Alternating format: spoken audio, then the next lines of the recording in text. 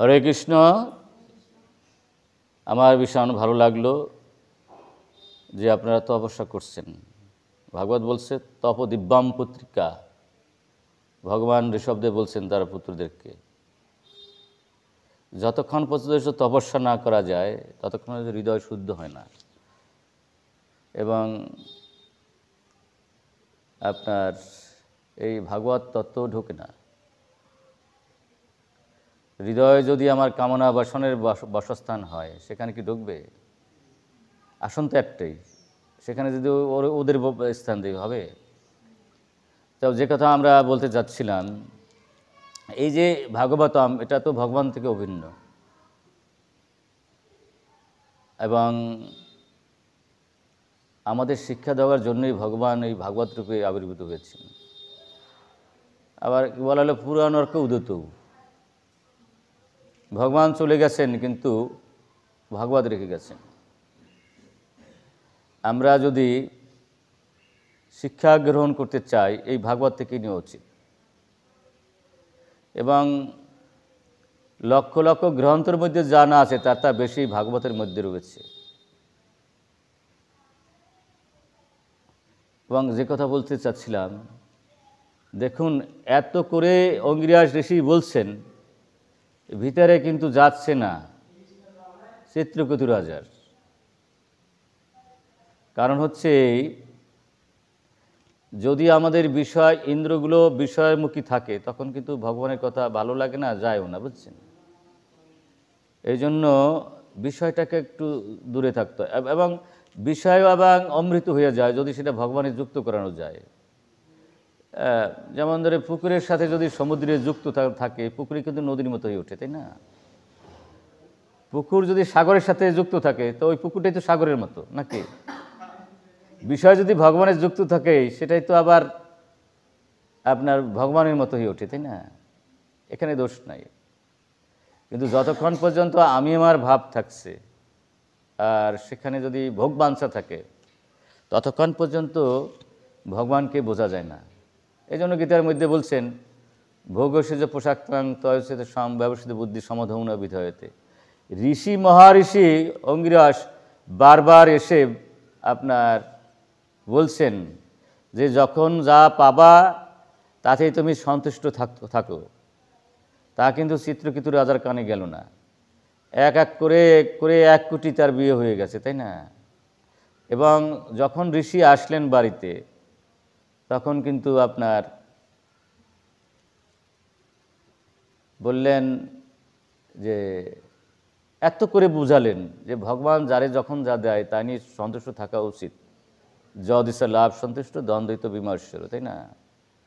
কিন্তু এর চেয়ে অধিক কিছু পেতে গেলেই ভগবানের আইনের বিরুদ্ধ কাজ হবে, তাই না? এবং ভগবানের আইনের বিরুদ্ধ কাজ করলে কি শান্তি পাবো? উনি হলেন মালিক, উনি হলেন কর্তা। আর প্রকৃতপক্ষে কাজ হচ্ছে গুণের মাধ্যমে, আর গুণের পিছনে রয়েছে ভগবান। সেই ভগবানের চরণে যদি অপরাধ হয় তাহলে কেউ শান্তিতে থাকবো? তাই তো অশান্তি অনিবার্য। এই জন্য গীতায় যে বলছে য শাস্ত্রবিধি উৎসর্য বর্তাতে কাম করে তা নশিদ্ধ আপনি নশকঙ্গ পরমগতি তস্মাৎ শাস্ত্র প্রমাণতে কার্য অকার্য ব্যবস্থিত। ভগবান আবার ভাগবতের মধ্যে বলছেন মদ ভক্তা পূজা অবৃত্তিকা সর্বভূতেষু মহৎমতি। আমার সে আমার ভক্তের পূজা অধিক, মোর ভক্তে নাহি পূজা আমায় পূজা মাত্র, সে দাম্ভিক নয় মোর কৃপাপাত্র। সর্বশ্রেষ্ঠ ভক্ত অঙ্গিরাস মুনি, সে কিন্তু এসে এত কথা বলছেন তাও কানে দিচ্ছে না। আমরা যদি সাধুগুরু বৈষ্ণবের কথা না শুনি মঙ্গল হওয়ার কথা? এই জন্য ভগবান বলছেন আমারে কি খোঁজো, আমি সাধুরূপে আমি গুরুরূপে প্রতি ঘরে ঘরে আবির্ভূত হই এবং বরং আমার সে বেশি গুরুত্ব দিও সাধুকে, তাই না? তাহলে কি আমি যা না দেই তার বেশি পাবা।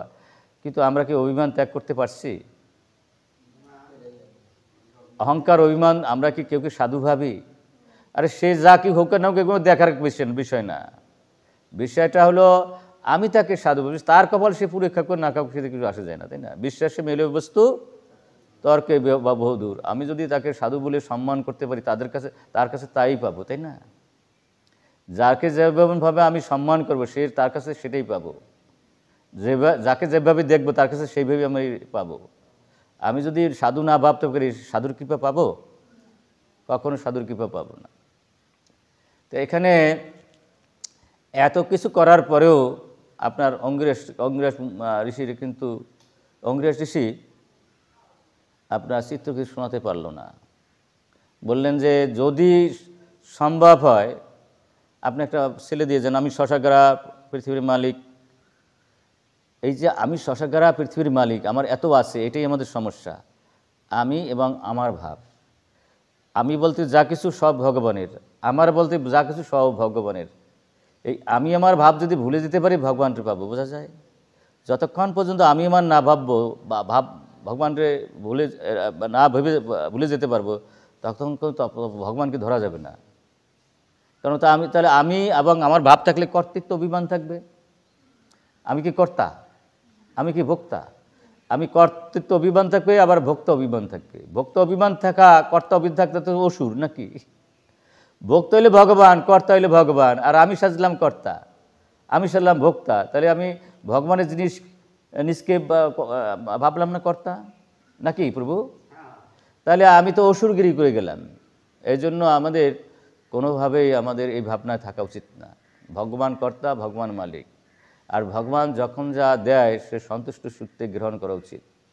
এই যে গীতার মধ্যে বলছে রাগ দেশ বিমুক্তই বিষয় ইন্দ্রিয় চরণ, তোমাকে যখন যা দেবে, যা পাবে সন্তুষ্ট চিত্তে গ্রহণ করবে, আরও পাইতে হবে আকাঙ্ক্ষা করবে না। আর এটা কেন পেলাম সেই ভাবনাও রাখবে না, কারণ এটা ভগবান থেকে প্রদত্ত, তাই না? এবং এই জগৎ সংসারের কিছু না চাই ভালো, কারণ এই জগৎ সংসারে 14 ভুবনে যা চাবো তা তো স্বপ্নের মতো। কারণ সময় যা নিয়ে যায় তাই তো স্বপ্ন। এই 14 ভুবন সময় একদিন নিয়ে যাবে। আরে 14 ভুবন কেন, ব্রহ্মাকেও একদিন সময় নিয়ে যাবে, তাই না? দেবতারও নিয়ে যাবে। দেবতা 1 কোটি বছর পর দেবতা শেষ। 432 কোটি বছরে দেবতা ব্রহ্মার একদিন, এরকম করে করে তার 100 বছর বাঁচে, তাই না? ব্রহ্ম একদিন শেষ হয়ে যাবে। যা সময় নিয়ে যায় তাই তো স্বপ্ন নাকি? এই যে আমরা স্বপ্নে কত কিছু দেখি, কিন্তু ঘুম থেকে উঠলে কি তা দেখি? তার এজন্য যারা সাধু সন্ত হয় তারা এই স্বপ্নের পিছনে কখনো ঘুরে না। যাহা সময় নিয়ে যায় তাই তো স্বপ্ন, তা কেন ঘুরবে? এই জন্য অঙ্গরেজ বললেন, দেখো তুমি যে এই শশাগারা পৃথিবীর মালিক হয়েছো, একদিন সময় তা শেষ হয়ে যাবে। তোমার বলতে যা ভাবো তাও শেষ হয়ে যাবে, তুমি বলতে যা ভাবো তাও শেষ হয়ে যাবে। এটা তো ভালো জিনিস না। বরং যখন এই যে আমরা যারা সুখের পিছনে ঘুরি তা কিন্তু দুঃখকে ডেকে নিয়ে আসি। এই জন্য কুন্তি দেবী বলছেন যে আমার সুখ চাই না, আমার দুঃখ আসুক।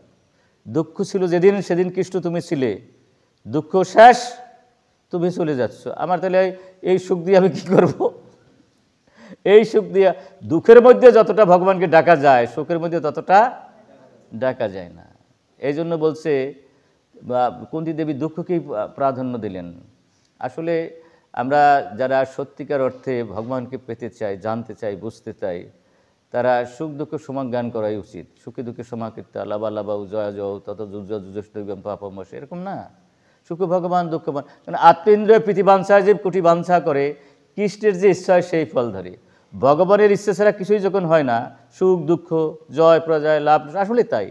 ভগবানের অনুমোদন না হলে কিছু হয় না।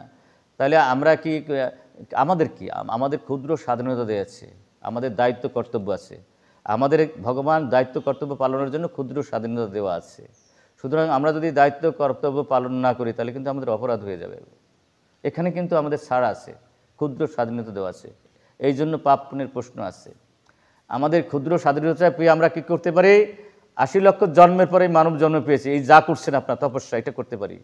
80 লক্ষ জন্মের মধ্যে মানব জন্ম তখনই সার্থক হবে যদি সে তপস্যায় নিয়ে যেতে হয়। কুকুর বিড়াল তারা তো তপস্যা করতে আসতে পারবে না। তারা কি বিশ্ব পঞ্চক করতে পারবে? তারা কি একাদশী করতে পারবে? তাদের সেই সুযোগ, এমনকি দেবতারও নাই। দেবতাদের স্বাধীনতা নাই। তারা ইচ্ছা করলে বায়ুদেবকে এখানে চলে যেতে পারবে না। সূর্যদেব, যত দেব, তারা বন্ধন দশায় বলে আছে। এই জন্য দেবরে দুর্লভ মানব জন্ম। দেবতারা ক্ষুদ্র স্বাধীনতা দেওয়া আছে। তাইলে আমরা এটা কি করে বুঝবো? আমাদের চক্ষু বুঝে গুরু বৈষ্ণবের আদেশ, শাস্ত্র গুরু বৈষ্ণবের আদেশ পালন করা একান্ত বাঞ্ছনীয়। যখনই আমরা গুরু বা বৈষ্ণব অথবা ভগবানের বা শাস্ত্রের আদেশ পালন করব না, তখন মনে করতে হবে আমাকে মায়ায় ধরছে, আমি আমার ভাব হলো মায়ার ধরার ভাব, আমি এবং আমার ভাবনা হচ্ছে মায়ার ধরা ভাব। যখনই আমি মায়ার মধ্যে থাকবো তখনই আমি নাকনি চুবনি খাবো, তখনই আমি দুঃখের সাগরে হাবুডুবু খাবো। এই সিদ্ধান্ত দেওয়ার জন্যই ভাগবত কিন্তু এই সুন্দর কথাগুলো বলেছেন। কিন্তু আমরা অনেক সময় বুঝি আবার বুঝি না, কারণ আমরা যখন কুসঙ্গে পড়ি তখন ভুলে যাই। লোহা তো আগুনের মধ্যে হয়ে যায়, তাই না, লাল। আবার যখন লোহাটাকে আগুন থেকে সরায়, যেই লোহা সেই লোহা। সাধুর সঙ্গে করতে হবে, ভাগবত সঙ্গে করতে হবে, তাই না, সাধুর সেবা দিতে হবে। যদি ভাগবতের আশ্রয় থাকি, সাধুর আশ্রয় থাকি, তাহলে কিন্তু আমরা আর শয়তানের কলিতে মায়ায় ধরতে পারবে না। সাধুসঙ্গ সর্বশাস্ত্রে কয়, লবমাত্র সাধুসঙ্গ সর্বসিদ্ধি হয়। এবং আপনারা জানেন, এটা একটা বড় দৃষ্টান্ত দিয়েছেন ধ্রুব মহারাজ, পৃথু মহারাজ, প্রহ্লাদ মহারাজ, সবাই যত মনীষী ছিল জগৎ সংসারে আসছেন, সবাই বলছে, ভগবান আমি তোমাকে চাই না, আমি চাই তোমার শুদ্ধ ভক্তের মুখে তোমার কথা শুনতে। কি সুন্দর কথা বলছে। কারণ হচ্ছে কি, ভগবানকে বোঝা, কারণ উদ্ধবের কাছে তো ছিল কৃষ্ণ, তখন তো বলছে যে উদ্ধব তুমি তো আমাকে পাও না, পাইছো তোমার ভাইকে পাইছো, আমাকে পেতে হলে তোমার তপস্যা করতে হবে। আমি যে শ্রীকৃষ্ণ, আমাকে পেতে হলে তুমি উদ্ধব 24 ঘন্টা কাছাকাছি বন্ধুর মতো, তাই না। তারপর বলতেছে উদ্ধব তুমি আমাকে পাওনি, আমাকে পেতে হলে তোমাকে গুরু বৈষ্ণবের অনুগত হতে হবে, আমাকে পেতে হলে তোমার গুরু বৈষ্ণবের শাস্ত্রের অনুগত হবে। একবার তো আপনারা জানেন উদ্ধবের অহংকার হয়ে গেল, বলে আমি হলে শ্রেষ্ঠ ভক্ত, বৃহস্পতির শিষ্য, আর আমি জানি না এমন কিছু নাই। তখন ভগবান তার অহংকার ভাঙার জন্য বৃন্দাবনে পাঠিয়ে দিলেন। যে যে গুণে মত্তরে করে অহংকার, ঈশ্বর অবশ্যই তারে করে সংহার, তাই না। অহংকার পতনের মূল। অহংকারী কখনো কিন্তু সে বৈকুণ্ঠকে প্রবেশ করতে পারবে না। তাহলে দেখেন উদ্ধবের মানুষ যে 24 ঘন্টা আপনার ভগবানের কাছে ছিলেন, তিনি ভগবান বললেন যদি আমাকে তুমি পেতে চাও তাহলে তোমার তপস্যা করতে হবে। এবং সে তপস্যা করেছিল। আপনারা তপস্যা করেছেন, করছেন, আপনাদের চরণে কোটি কোটি দণ্ডবাদ জানাই। আপনাদের জীবন ধন্য। কারণ কেউ কি সহজে ছাড়তে চায়? কি সুন্দর মুরগি, কি সুন্দর খাসি সহজে ছাড়তে চায়? কি সুন্দর কোরাল মাছ সহজে ছাড়তে চায়? সেগুলো ছেড়ে দিয়েছেন আপনারা, বাঙালি হয়ে মাছ মাংস, কম কথা নাকি? আপনাদের চরণে কোটি কোটি দণ্ডবাদ জানাই। তপস্যা না করলে ভগবানকে পাওয়া যায় না কিন্তু। এবং নিজের ইচ্ছা পূরণ করলে বন্ধনদশায় পড়ে যেতে হবে। আত্মেন্দ্রিয় প্রীতিবাঞ্ছা তাকে বলে কাম, কৃষ্ণ ইন্দ্রিয় প্রীতিবাঞ্ছা ধরে প্রেম নাম। এই যে আপনার দেখেন এত সময় কিন্তু আপনার আত্মেন্দ্রিয় প্রীতিবাঞ্ছায় ডুবেছিল কে? অঙ্গিরাস, সরি চিত্রকেতু রাজা। কারণ তার ছেলে লাগবে, আত্মেন্দ্রিয় প্রীতিবাঞ্ছা না নাকি, নিজের ছেলে লাগবে। ভগবান তারে যা দিছে তাতে সে সন্তুষ্ট না, নিজের ছেলে লাগবে, আত্মেন্দ্রিয় প্রীতিবাঞ্ছা। যতক্ষণ নিজকে আমি খুশি করতে থাকবো তখন ভগবানকে পাওয়া যাবে না, বোঝা যায়। যতক্ষণ পর্যন্ত আমি নিজকে খুশি করতে চাবো ততক্ষণ পর্যন্ত ভগবানকে পাওয়া যাবে না। এই জন্য আমাদের যে 5টা কর্মেন্দ্রিয়, 5টা জ্ঞানেন্দ্রিয়, মন বুদ্ধি অহংকার চিত্ত, এই 14টা ইন্দ্রিয় আছে, এ দিয়া ভগবানের সেবায় যুক্ত হওয়া উচিত আর ভগবানের খুশি করার চেষ্টা করা উচিত। আমরা যেরকম স্তরে আসি সেই স্তরে চেষ্টা করব, তাই না। চেষ্টার ত্রুটি হলে আর রক্ষা নাই। ভগবান আমরা যে সব করে ফেলবো এটা ভগবান কিন্তু চান না, আর সম্ভব না। ভগবান দেখেন আমরা চেষ্টাটা করছি কিটা, একটু ভগবান দেখেন, বোঝা যায় না, একটু ভগবান দেখেন। আমার আছে 5 টাকা, ভগবান কিন্তু চান না আমি 50 টাকা দিই। আমি যে স্তরের, ভগবান সেটুকুই চান। তাই দেখেন এত সব কথার বলার পরও বললো যে আমার পুত্র লাগবে। তাই পুত্র লাগবে তোমার, এখন 1 কোটি স্ত্রী, চারু আনলো যজ্ঞের মাধ্যমে, চারু মানে পায়াস জাতীয় আর কি নাকি। তা যে স্ত্রীর খাওয়াবে সেই স্ত্রীর গর্ব হবে। এখন 1 কোটি স্ত্রী, যারে না খাওয়াবে সেই তো তার শত্রু হয়ে যাবে নাকি। দেখেন এই জড়জগতের সুখটা কি, একটা সুখ চাওয়ার সাথে আর কতগুলো দুঃখই হাজির হয়, বোঝা যায় না। এই জন্য জড়জগতে কোনো সুখ না চাওয়াই ভালো। দেখবেন আপনি একটা সুখ যাইতে না যাইতে আরেকটা দুঃখ, আরও 5টা দুঃখই হাজির হয়েছে। একটা সুখ আসলে তার সাথে সাথে সেই সুখটাই 100টা দুঃখ নিয়ে আসছে। যেমন ধরেন আপনি 1 কোটি টাকা লাভ করলেন, আপনার সংসারে ঝামেলা বাজিয়ে যাবে। কীরকম? স্ত্রী চাবে, পুত্র চাবে, কন্যা চাবে, ব্যয় হিসাবে ব্যয়ন চাবে, শালা চাবে, শালি হিসাবে, শ্বশুর চাবে, শাশুড়ি হিসাবে। ভাগ করবেন, দেখবেন সবাই ঝগড়াঝাড়ি আরম্ভ হয়ে গেছে নাকি। কেউরে খুশি করতে পারবেন না, বলে আমার আর 2 লক্ষ বেশি দিল না কেন, এরকম না? অর্থাৎ একটা সুখের সাথে একটা দুঃখ চলে আসে, আর যার কিছু নাই তার কাছে কেউ চায়। এই জন্য সাধু সন্ন্যাসীরা সব সারিয়ে দিয়ে বনে চলে যায়। স্বর্গস্বামী তারা দবির খাসার সাকর মল্লিক প্রাইম মিনিস্টার ছিল এবং আপনার অর্থমন্ত্রী ছিল, সব ছেড়ে কোথায় চলে গেলেন? বৃন্দাবনে চলে গেলেন, এমনকি পরস্পরই পর্যন্ত গ্রহণ করলেন না। তবে আমরা যারা গৃহস্থ আছি, আমাদের তো সম্পত্তির যেটুকু ভগবান দেয় সেটাই যথেষ্ট। এবং সম্পদ শুনেন, জোর করে কোনো কিছু লাভ করতে পারবেন না, ভগবান যারে যা দেয় তা সেই তা পাই, জোরাজোরি করে কাম না। এই জন্য যত ইচ্ছে লাভ সন্তুষ্টই ভালো, যখন যা দেয় তাই নিয়ে সন্তুষ্ট থাকা ভালো। এই উনি তো অঙ্গিরাজ সন্তুষ্ট থাকলেন না, লাগবে মুনিরে মানে কটু কথা বললেন, হ্যাঁ, তখন মুনি তাকে দিল। দেখেন প্রথম কৃতাদুতি নামে একটা তার প্রথম স্ত্রী ছিল নাম, তাকে খাওয়াই দিল, তার গর্ভ আসলো, আর রাজা ওকে নিয়ে ব্যস্ত থাকলো, আনন্দের সাগর বইল সংসারে। এবং উনি কোটি কোটি গাভীর শৃঙ্গ সোনা দিয়ে বাধাই দিলেন, পাগুলোর উপায়গুলো বাধাই দিলেন, ব্রাহ্মণকে দান করলেন, আনন্দের সমুদ্রে ঢেউ খেললো সেখানে তাদের রাজ্যে। রাজা কিন্তু এই প্রথম স্ত্রী আর এই সন্তান লেগে উনি ব্যস্ত রইলেন, বাদ বাকি স্ত্রীদেরকে খোঁজও রাখলেন না, কারণ ওই ব্যাপার। তো এখন দেখলেন সর্বনাশ, এই বাচ্চাটা যদি না হতো তাহলে রাজা আমাদের খবর রাখতো, ওই বাচ্চাটাই হচ্ছে সমস্ত আমাদের দুঃখের কারণ। তখন সবাই মিলে একদিন রাত্রির অন্ধকারে ওই বাচ্চাটাকে মেরে ফেলছে। তাই যে আনন্দ পেয়েছিল রাজা, তার কোটি কোটি নিরানন্দ। এই জগৎ সংসারে আমরা জোর করে যদি আনন্দ আনতে যাই, সেই আনন্দ, যেমন ধরুন এই যে রাষ্ট্রনায়করা একজনে মেরে আবার রাষ্ট্রনায়ক হয়, এরা কি শান্তিতে আছে?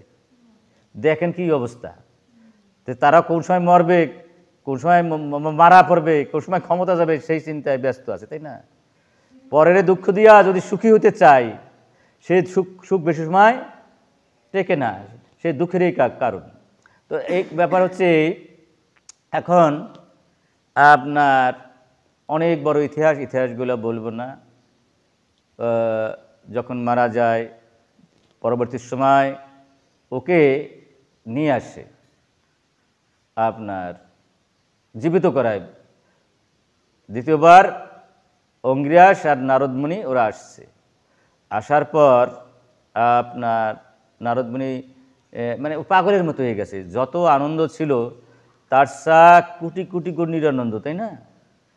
একটা জিনিস যা চাচ্ছে, অনেক কষ্টের জিনিস যদি হারায় সেটা আরও বেশি কষ্ট না? 1 কোটি স্ত্রী বাচ্চা না, একটা বাচ্চা আসলো, সেটা যদি মারা যায় কত বড় দুঃখের কারণ।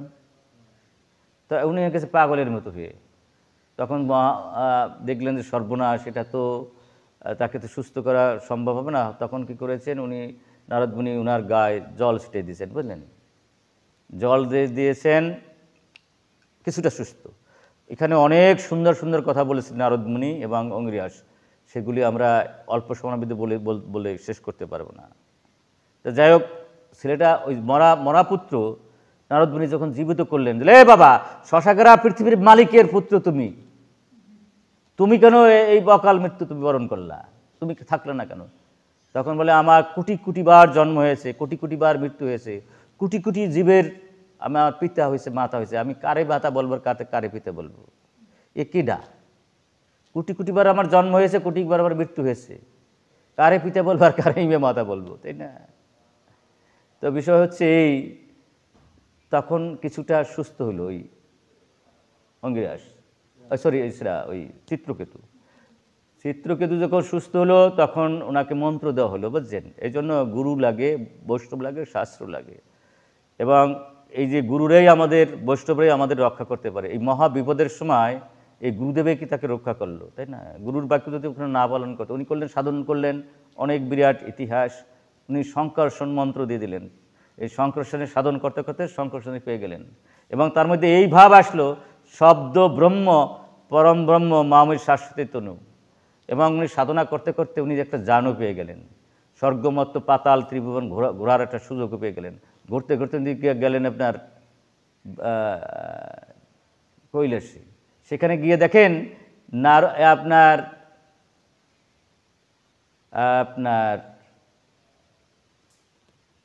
শিব ঠাকুর পার্বতীকে কোলে নিয়ে ভাগবত পাঠ করতেছে। এই জন্য আমরা যারে তারে কিন্তু সমালোচনা করব না। চিত্রকেতু যত বড়ই সাধু হোক, সে তো শিবের সমান না। ভালো মন্দ তো শিব ভালোই বোঝে। স্ত্রীকে রাখছে না কারে রাখছে এটাকে তোমার দেখার ব্যাপার আছে নাকি? তিনি তো গুণাতীত, প্রায় গুণাতীত। উনি কিন্তু প্রায় গুণাতীত, উনি কিন্তু ব্রহ্মার চেয়েও এক ধাপ উপরে। উনি জড়ও না, চিনবেও না শিব ঠাকুর। সেই স্তরে তিনি কি করবেন না না করবেন তিনিই ভালো বোঝেন। তুমি কি করে এটা বলতে পারো? তোমার তো সেই অধিকার নাই। এই জন্য যারা আমরা কনিষ্ঠ, আমরা যারা 2 দিনের ভক্ত হয়েছি, তাই না, হঠাৎ করে একজনের সমালোচনা করতে যাব না। আমরা কি শুদ্ধ? আমরা কি ত্রুটিমুক্ত? আমরা একমাত্র ত্রুটিমুক্ত ভগবানই একজনের সমালোচনা করতে পারে। এই জন্য গুরু মহারাজের খুব সুন্দর একটা গল্প বলতেন। সেটা বলতেন, ভগবান তখনই পাবে যদি ভক্ত হয়ে তোমার কোনো কেউ দোষ দর্শন না করো। তোমরা সবসময় সমস্ত ভক্তের জীবের গুণটাই দেখবা, তাহলে তোমার গুণময় হয়ে যাবা। আর যদি দোষটা দেখো, তোমার ভক্তি জীবন নষ্ট হয়ে যাবে। গুরু মহারাজ। তাহলে এই জন্য আমাদের কোনোভাবেই কেউ দোষ দর্শন করা ঠিক হবে না, তাহলে কিন্তু আমরা শেষ হয়ে যাব। দেখেন, দোষ দর্শন করলো কে? আপনার চিত্রকেতু রাজা। কি দোষ দেখলো? যে ওই পার্বতীকে কোলে নিয়ে শিব ঠাকুর ভাগবত পাঠ করতেছে। উনি হেসে দিলেন, রে এরা কি কোন ভাগবত পাঠ? যা তার স্ত্রী নিয়ে ভাগবত পাঠ করতেছে। তো এতে মা পড়তে রেগে গেলেন, উনি অভিশাপ দিলেন যে তুই যা, অসুরের মতো ব্যবহার করলি, আমি তোর মা, আর মারে দেখা তুই এরকম হাসলি, তাই না? আমি শিব ঠাকুরের স্ত্রী, আর প্রতিটি জীবেই কিন্তু মা। এই জন্য ইস্কনটা কিন্তু মাতাজি বলে, তাই না? নিজের স্ত্রী কিন্তু মাতাজি বলা যাবে না, তা তো জানেন না? না জানেন না? অনেক সাধুরা দেখলাম নিজের বউরও মাতাজি কয়, এ তো কোনো শাস্ত্রে নাই। এটা পাইল কোথায় এরা? যাই হোক, তো আমি হচ্ছি তোর মা, তুই আমাকে থেকে হাসলি, যা তুই, এটা তো অসুর বৃত্তি, তুই অসুর হয়ে যা। অনেক বড় ইতিহাসগুলো বলবো না। আপনারা জানেন ত্বষ্টা ঋষি যজ্ঞ করেছিল। যজ্ঞের যে বেদের যে মন্ত্র ঠিকমতো উচ্চারণ না করলে ফলে উল্টোটা। কিন্তু আমাদের 16 নাম 32 অক্ষর খুব ভালো জিনিস। আমি ঠিকমতো বলি আর না বলি, কিছু ফলবেই। এবং 16 নাম 32 অক্ষর জপতে গিয়ে আমাদের কোনো অপরাধ নেই না ভগবান। খুব একটা ভালো জিনিস। যদিও 32টা সেবার আছে, 10টা নামর আছে, 10টা ধামর আছে, সেই অপরাধগুলো নেয়। কিন্তু আমরা যদি একটুও বলি, ওটি ভগবান কাউন্ট করে রাখে। আর উচ্চারণ যদি ঠিকও না হয়, তাহলে সেটা ভগবান অপরাধ নেবে না। কিন্তু দেখছেন ঘটনাটা কত সুন্দর। কিন্তু বেদমাত্র যদি আমাদের উচ্চারণ ঠিকমতো না হয়, তাহলে কিন্তু উল্টা কেস হবে। এই যেমন ওম আর হরে কৃষ্ণের মধ্যে পার্থক্য নাই, কিন্তু আমরা ওম বলতে হলে আমাদের কিছু দ্রব্যাদি লাগবে, তারপর বসে ওম উচ্চারণ করতে হবে। সেই দ্রব্য তো কলিতে খুঁজে পাওয়া যায় না। মৃগ চর্ম যার কুস্তুরি হয়েছে, সেরকম চর্মের উপরে বসে ওম বলা উচিত। কুশাসন অনেক কিছু লাগে, বুঝলেন? অনেক শুদ্ধতা আছে। আর নাম দিতে শুদ্ধ অশুদ্ধতা নাই, সময়কাল নাই, স্থান পাত্র নাই। যে কোনো সময়, যে কোনো স্থানে, যে কোনোভাবে নাম নেওয়া যাবে।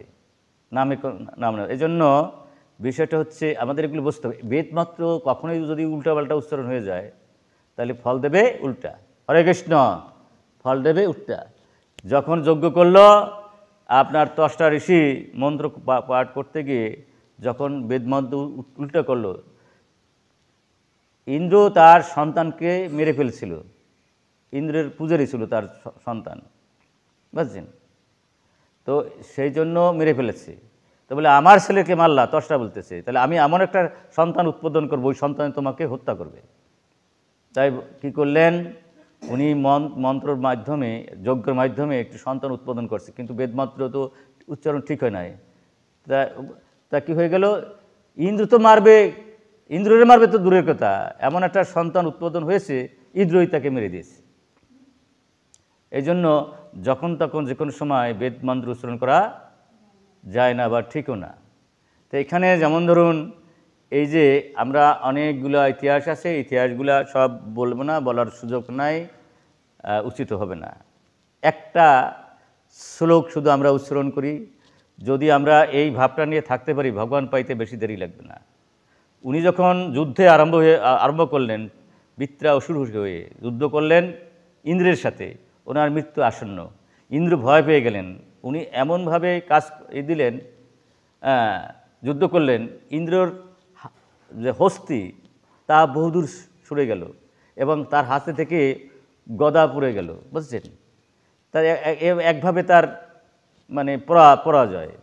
তাতে এতে উনি অনেকটা লজ্জিত হলেন যে এভাবে, হরে কৃষ্ণ, আসতে যেভাবে লজ্জিত, উনি অনেকটা একটু লজ্জিত হলেন, কারণ এটা তো পরাজয়, এক ধরনের পরাজয়। কিন্তু তখন উনি যুদ্ধ করতে একটু চাইলেন না। তখন উনি বললেন, দেখেন, জয় পরাজয়, মৃত্যু জন্ম সব কিছু বিধাতার ইচ্ছা, সব কিছু ঈশ্বরের ইচ্ছাই হয়। এবং যেহেতু শঙ্কর্ষণ বলছেন যে তোমার হাতে আমার মৃত্যু হয়ে আমি বৈকুণ্ঠধাম যাব, তুমি অস্ত্র উঠাও, আমাকে তুমি বধ করো, আমাকে তুমি বধ করো। তুমি বধ না করলে তো আমি তো সেই গোলক বৃন্দাবনে বৈকুণ্ঠে যেতে পারবো না। তুমি কি করো, অস্ত্র উঠাও। তো এখানে দেখেন, এই আমরা ভগবানকে হারাই তখন বিপদের সময়, যখন ভগবানকে ভুলে যাই। যত বড় বিপদ আসুক না আসুক, আমরা কখনো ভগবানের কথা ভুলে যাব না। যদি আমরা বিপদের দিনে সুখেও ভগবান, দুঃখেও ভগবান, সুখে থাকো দুঃখে থাকো সদাহরি মুখে ডাকো। আমরা সুখে থাকি দুঃখে থাকি, আর যদি দুঃখের মধ্যে ভগবানকে স্মরণ করতে পারি, সেইটা ভগবান বেশি প্রাধান্য দেয়। সুখের সময় ভগবানের ডাকবো, এটা বেশি একটা প্রাধান্য নাই। দুঃখের সময় মানে আর ডাকাও একটু ভালো হয়, বেশি হয়। সুতরাং দেখবেন, এই জগৎ সংসারে যারা বড় হয়েছে তাদের সব সুখ কেড়ে নিয়েছে ভগবান। ভগবান চায় না কেউ, যারা শুদ্ধ ভক্ত তারা স্বর্গের বাসী হোক, ব্রহ্মার পথ পাওক, শিবের পথ পাওক, এটা চায় না। এই জন্য গোপীরা যারা হয়েছেন, বিশেষ করে আত্মভূতা যারা, তারা কিন্তু ব্রহ্মার সে প্রাধান্য লাভ করেছেন, শিবের সে প্রাধান্য লাভ করেছেন, এমনকি লক্ষ্মীর সে প্রাধান্য লাভ করেছেন। তারা সেই লক্ষ্মীর মতো ঐশ্বর্য নাই, ব্রহ্মলোক নাই, শিবলোক নাই, তারা তো কিচ্ছুই নাই। গোপীদের কি কিচ্ছু আছে? তারা তো সর্বত্যাগী। যারা সর্বত্যাগ ত্যাগ করে তারাই ভগবানের পায়, তাই না? আর যারা কিছু ধরে রাখতে চায় তারা ওইটা নিয়েই শান্তি। যারা ধরে রাখতে চাবো তারা তখনও সত্যিকে ভগবানকে পাওয়া যাবে না। তবে আমরা হয়তো যদি এই স্তরে না পারি, যে যেটু আগাবো সেটু কিন্তু পৌঁছাবো। আন্ডারস্ট্যান্ড? এই ভক্তি ঘর কখনো ফেলনা যায় না। যে যেটু আমরা আগাবো সেটুই আমরা পাবো। আমাদের ভক্তি ঘরে কোনো, তবে আমরা যেহেতু মানব জন্মে এসে ভক্তি শুরু করেছি, তাই না? ভগবানের পাওয়াই তো আমাদের লক্ষ্য নাকি? আর আমরা যারা এখানে আছি, ইস্কনের ভক্ত রয়েছে, আমরা যদি প্রভু যে জিনিসটা দিয়েছে এটা যদি আমি যথাযথভাবে করতে পারি, তাহলে আমরা এক জন্মেই কিন্তু বৈকুণ্ঠধাম যাব। এটা কম কথা, কিন্তু এটা যথাযথভাবে করতে হবে। যদি আমাদের মধ্যে অভিমান শূন্য থাকে, দেহতবুদ্ধি শূন্য থাকে, আমার ভাব শূন্য থাকে, কোনো রকমের যদি আমার দেখাইতে হবে যে আমি এটা পারি, এই ভাবটা যদি না থাকে, তাহলে ভগবান পাইতে বেশি দেরি হবে না। সমস্যা কি আমাদের জানেন? আমি যে ভালো গান গাইতে পারি, এটা দেখাইতে হবে আমি ভালো গান গাইতে পারি, তাই না? আমি ভালো পাঠ দিতে পারি, এটা দেখাইতে হবে। আমি ভালো ভক্ত, এটাও দেখানো যাবে না, বোঝা যায়? কোনো কিছু যদি দেখাইতে যাই, প্রচার করতে যাই, তখন আমার এখানে মৃত্যু ঘটবে। এই জন্য ভাগবত বলছে, পরিগ্রাহী দুঃখায় যৎ যৎ প্রীতম নির্নাম। কি সুন্দর বলছে! তোমার মধ্যে যে ভালো গুণটা দিয়েছি সেটা তো আমার প্রদত্ত, ওইটা তুমি কাউকে দেখাতে যাবে না, তাহলে তোমার সর্বনাশ হয়ে যাবে। আর দেখেন, এই যে কত বড় বিপদ আপনার চিত্রকে, অল্প সময়ের মধ্যে তার মৃত্যু আসবে। সেই মৃত্যুর সময় তিনি কী ভাবতেছেন, এই ভাবনাটা যদি থাকে তাহলে আমাদের জীবন সার্থক। কারণ আমরা যদি মরণের সময় ভগবানকে মনে করে যেতে পারি, তাহলে কিন্তু আমরা সেই গৌলোক বৈকুণ্ঠধামে যাব। আর মরার সময় যদি ভগবান, সারা জীবন সব কিছু করতেছি কিন্তু মরণ সময় ভগবানের কথা মনে নাই, তাহলে আমাদের পরম পাওয়া কখনো হবে না। আর যদি ভগবানকে পেতে চাই, তাহলে অবশ্যই আমার মরণের সময় ভগবানকে স্মরণ করে যেতে হবে। দেখে আর ভগবানকে পাইতে হলে বেকুলতা থাকতে হবে। বেকুলতা না থাকলে পাওয়া যায়? বেকুল হতেই হবে। এই বেকুলতা হলে সবচেয়ে বড় দরকার। এই যে ধরুন, এই যে আপনারা এখানে এসছেন, যদি কিছু বেকুল না হতেন, আসতে পারতেন? কিছুটা বেকুলতা ছিল। আর এরকম বেকুলতা যদি না থাকে, চরমতম বেকুলতা না থাকে, দেখেন এই যে গোপীরা, তাই না, স্বামীরা যাচ্ছে বাঁশি বাজছে, সবার কাছে তো বাঁশি সুর শুনবে না, সব শিশু ছেড়ে ছুটছে, তাই না? যাও কোথায়? বলে যে টান দিছে বাসিছে আমি এখানে থাকতে পারবো না, বলে কিন্তু তুমি তোমার স্ত্রী যাবা কী করে। 3 পদের গুপি ছিল, নিত্য সিদ্ধ, সাধন সিদ্ধ আর কৃপা সিদ্ধ। যারা সাধন সিদ্ধ আর কৃপা সিদ্ধ, যাদের সম্পূর্ণ কামনা মুক্ত হয় নাই, যারা সম্পূর্ণভাবে শুদ্ধ হয়নি, তাদের এই দেহটা রেখেই ভগবানের কাছে যেতেছিল আসে, তাই না? তা চিন্তা করুন কি বেকুলতা, এই দেহ পর্যন্ত সে ত্যাগ করে দিল। এইখানে আপনারা আসছেন, কিছু তো ত্যাগ করতে হচ্ছে, বাড়িতে গরু বাছুর থাকে, ছেলেপান থাকে, কিছু তো ত্যাগ করতে হয়েছে, কত রকম কাজকর্ম থাকে, কিছুটা ত্যাগ, এটা তো কিছুটা ত্যাগ, এরকম না করলে তো আসা যাবে না এখানে, তাই না? আর দেখেন সর্বস্ত সবচেয়ে বড় ত্যাগটা তো তার জীবনটা ত্যাগ করে দিয়েছে, তাই না? তার দেহটা ত্যাগ করে দিয়েছে, তারা ভগবান পাবে না, আরেকজনে পাবে। এই যে ভগবান গীতায় বলছে সর্বধর্মান পরিত্যাজ্যম মামেকং শরণং ব্রজ, যতক্ষণ পর্যন্ত সব কিছু ত্যাগ করা না যাবে ততক্ষণ পর্যন্ত ভগবানকে পাওয়া যাবে না। সর্বধর্মান ভগবান কিন্তু অধর্ম ত্যাগ করতে বলে নাই, ভগবান বলছেন ধর্মকে ত্যাগ করতে। বোঝা যায় এগুলো? এই যে আমরা যত যা কিছু করি, কিছু কিছু ধর্ম করি আর কিছু কিছু করি আমরা, যেমন ধরুন যখন আমাদের দেহত্ব বুদ্ধি থাকে তখন আমাদের ধর্ম হয়ে যায়, আর দেহত্ব বুদ্ধি শূন্য হইলে তখন ভজন হয়ে যায়। বোঝা যায়? দেহত্ব বুদ্ধি শূন্য হয়ে গেলে ভজন হয়ে যাবে, আর দেহত্ব বুদ্ধি শূন্য যদি না হতে পারি সেটা ধর্ম হয়ে যাবে। বোঝা যায় না? আমি গান গাই, আমি বক্তৃতা দিই, আমি সমালোচনা করি, ভজন করি, আমি করি, এটা হয়ে যাবে কি? এটা কি হবে? হ্যাঁ, কর্ম হয়ে যাবে, এটা ভজন হবে না, এটা কর্ম হয়ে যাবে। আর যখন এটা শূন্য হতে পারবো তখন এটা ভজন হবে। আর যতক্ষণ পর্যন্ত ভজন না করব ততক্ষণ ভগবানকে পাওয়া যাবে না। কর্ম খারাপ, বন্ধন দশায় ফেলাই দেয়, আর বিকর্মও খারাপ, মানে সেটা একার নরকে নিয়ে যায়। অকর্মটা সবচেয়ে ভালো। অকর্ম মানে ভগবানের প্রীতার্থে যে কাজ। আমি আমার ভাব শূন্য হয়ে যে ভগবানের ভজন, সেটা হলে ভগবান খুশি হয়। আমি আমার ভাব করে যে ভজন করব তাতে ভগবান বেশি একটা খুশি ফেলনা যাবে না। আমি আমার ভাব নিয়ে যদি ভগবানের ভজন করি কিছু লাভ হবে, এই 14 ভুবনে আমার ঘুরতে হবে, আমার মুক্তি হবে না, মোক্ষ হবে না। বোঝা যায় না? এবং দেখেন এই বৃত্রাসুর কিন্তু আমি আমার ভাব শূন্য হয়ে গেল, আমি আমার ভাব শূন্য হয়ে গেল। এবং কোন ভাবনায় থাকলে আমি আমার ভাব শূন্য, কত বেকুলতা থাকলে আমি আমার ভাব শূন্য হওয়া যায়, সেই কথাটাই এখানে ভাগবতের মধ্যে বলছে। কি চমৎকার কথা বলছে। আমি যখন এই ভাগবতের মধ্যে ঢুকি আমি দিশার হয়ে যাই। স্কন্দ 6 অধ্যায় 11 শ্লোক নম্বর 26 কি চমৎকার কথা বলছে, যে তোমার ভাবটা ভগবান পাইতে হলে কি ভাবটা লাগবে। দেখেন আজাত পক্ষা, যে পাখির আপনার হয় না, পাখা গজায় নাই, তাই না? সেই পাখি কি করে প্রতিটি মুহূর্ত মা কখন আসবে, খাবার কখন দেবে, আকুল বেকুল করতে থাকে, তাই না? থাকে না? তার তো আর উপায় নাই, যখন মা একটু খাবার নিয়ে আসবে, এই খাবারটা মুখের মধ্যে দেবে, তখন তার ক্ষুধা নিবৃত্তি হবে। আমাদের সেই বেকুলতা, সেই পাখির মতো বেকুলতা থাকতে হবে। আমরা কখন মন্দিরে যাব, কখন নাম জপ করব, কখন সাধুসঙ্গ করব, কখন ভাগবত কথা শুনবো, হ্যাঁ, কখন আমরা অর্চনা করব, এই সমস্ত চিন্তাগুলো আমার এই পাখি যেমন 24 ঘন্টায় পক্ষ শূন্য পাখি 24 ঘন্টা মায়ের অপেক্ষায় থাকে, ঠিক সেই রকম আমাদের অপেক্ষামান থাকবে, তাই না? কর্তাই তাই করলাম, জানতে জানলাম, বুঝলাম, সেটা বেশি গুরুত্বপূর্ণ না। এই জন্য বলছে ইবুয়া মাতরম খগা, যেমন পাখি আসবে, স্তন যথা বর্ষরতা ক্ষুধার্তাভা।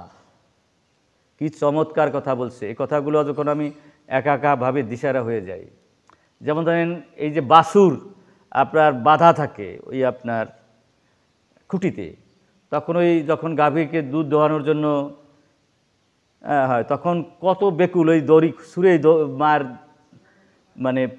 মার এসে দুঃখ হওয়ার জন্য কত ছটফট করে। আমাদের মনটা এরকম ছটফট করে উঠতে হবে।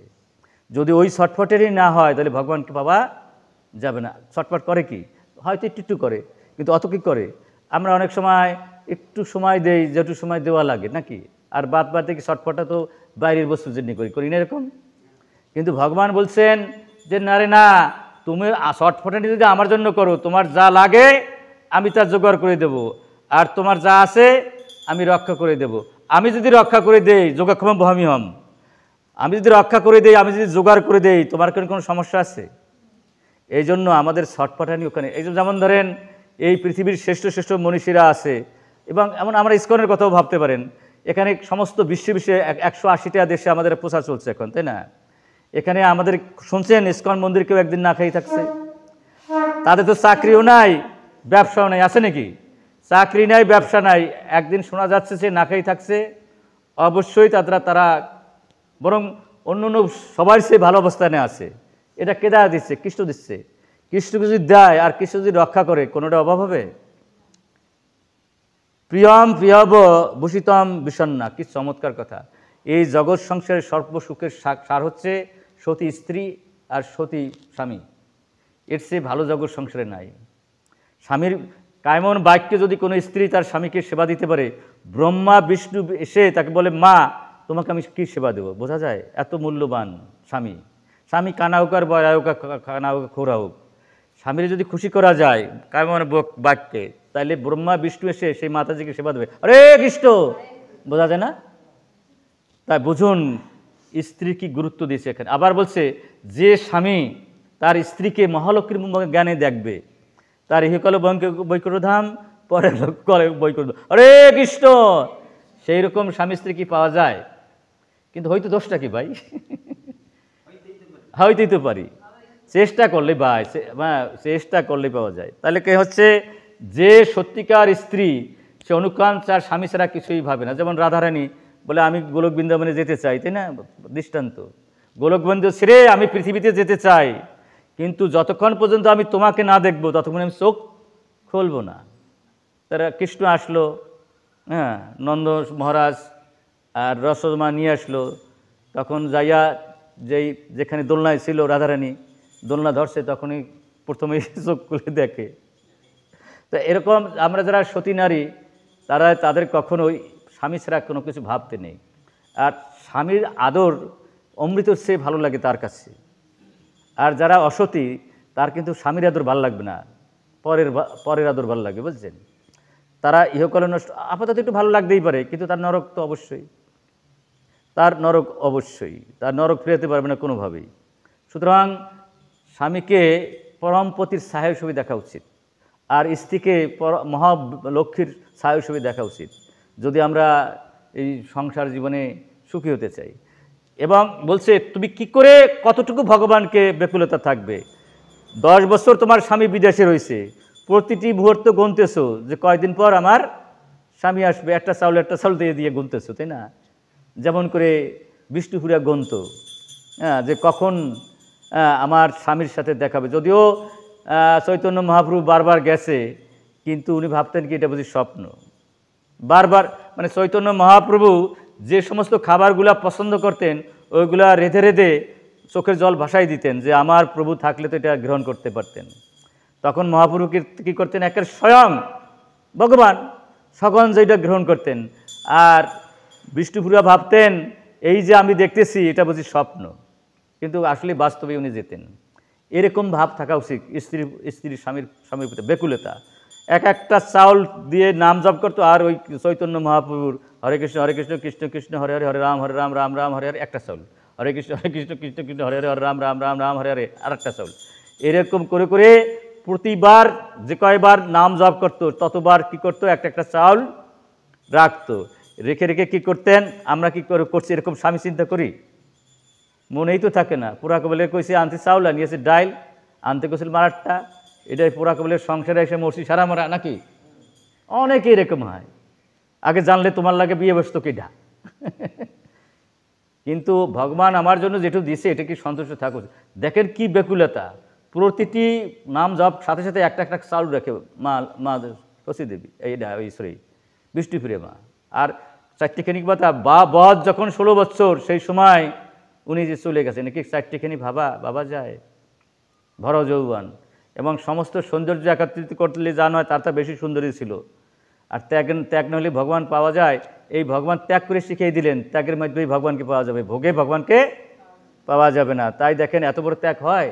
সৌরবশ্বরী অনন্ত সৌন্দর্যের আধার, তাকে ভগবান ত্যাগ করে সেই পুরীধামে চলে গেলেন সাধন ভজন করার জন্যে।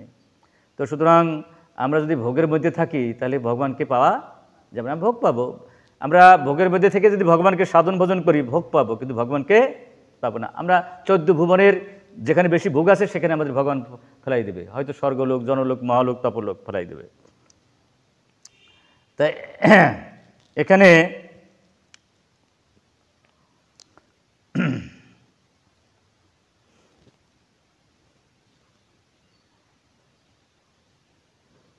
হরে কৃষ্ণ, এখানে চলে যাবে, আমরাও তো চলে যাবো, তাই না? ব্যাপার হচ্ছে প্রকৃত মরা 7 দিনের মধ্যে মরণ হবে, আমাদের তো 7 দিনে মরণ হবে নাকি না? শুক্র, শনি, রবি, সোম, মঙ্গল এর মধ্যে তো মরণ হবে নাকি? এই 7 দিনের মধ্যে আমাদের মরণ হবে। আমরাও মৃত্যু পথযাত্রী নাকি নাকি? এক ঘন্টা আগে যা ছিলাম বা 1 মিনিট আগে যে ছিলাম এখন কি আছি? তাহলে 1 মিনিট মারা গেছে না? 1 ঘন্টা আগে যা ছিলাম 1 ঘন্টা পরে কি আছি? 1 ঘন্টা মারা গেছে না? আমরা প্রতি মুহূর্তেই মরছি। তাহলে এই মৃত্যু পথযাত্রী কি হচ্ছে এখানে বলছে, তোমরা এই যে যেমন পক্ষী শাবক যেভাবে ব্যাকুলতা করে ভগবানকে দেখার জন্য, পাওয়ার জন্য, এবং বর্ষ যেমন করে ব্যাকুলতা করে, হ্যাঁ, ওই মার দুগ্ধ পান করার জন্যে, সতী স্ত্রী যখন স্বামী আগমনের প্রতীক্ষায় থাকে, তাই না, তদ্রূপ আমার মনটা যেন গোবিন্দ তোমার প্রতি থাকে, হরে কৃষ্ণ, সেই রকম ব্যাকুল হয়ে যেন মনটা তোমার দিকে থাকে। কে বলছে? এই বৃত্রাসুর বলছে মৃত্যুর কয়েক মুহূর্ত আগে। তা আমরা তো মৃত্যু পথযাত্রী, আমরা যদি আমাদের মনে এটা থাকে তাহলে ভগবান পেতে বেশি দেরি হবে না। বলুন জয় শ্রীকৃষ্ণ চৈতন্য প্রভু নিত্যানন্দ শ্রী অদ্বৈত গদাধর শ্রীবাসাদি গৌর ভক্তবৃন্দ। হরে কৃষ্ণ কৃষ্ণ কৃষ্ণ হরে হরে, হরে রাম রাম রাম হরে হরে। জয় গো জয় নিতাই। বাঞ্ছা কল্পতরুভাষ্য কৃপা সিন্ধুবশ পতিতানাং পাবনভ্য বৈষ্ণবভ্যৈ নমো নমো। হরে কৃষ্ণ। উলুদ্দিন।